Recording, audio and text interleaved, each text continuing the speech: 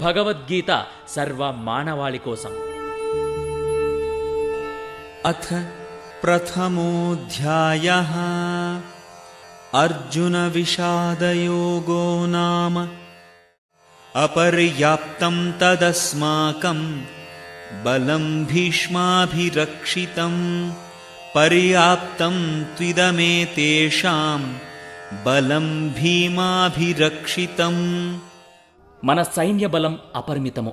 మనము పితామహుడైన భీష్ముని చేత చక్కగా పరిరక్షింపబడుతున్నాము.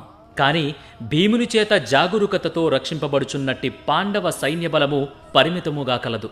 దుర్యోధనుని చేత ఇరుసేనా బలములు అంచనా వేయబడుతున్నవి. మిక్కిలి అనుభవజ్ఞుడైన సేనాని భీష్మ పితామహునిచే ప్రత్యేకముగా పరిరక్షింపబడుతుండట చేత తన సైన్య బలము అపరిమితముగా ఉన్నట్లుగా అతడు భావిస్తుండెను. మరొక వైపు భీష్ముని ఎదుట తృణప్రాయము వంటి అల్ప అనుభవజ్ఞుడైన సేనాని భీముని చేత పరిరక్షింపబడుతున్న పాండవ సేనాబలము పరిమితముగా ఉండెను. దుర్యోధనుడు ఎల్లప్పుడూ భీముని పట్ల ఈర్ష్యా ద్వేషములను కలిగి ఉండెను. ఎందుకనగా అతడు మరణించవలసి వచ్చినచో భీముని చేత మాత్రమే తాను వధించబడుదునని అతడికెరుగును.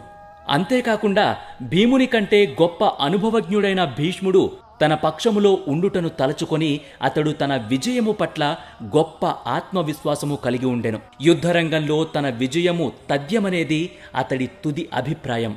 ఇదంతా కూడా కురుక్షేత్ర రణరంగమున సైనిక పరిశీలన.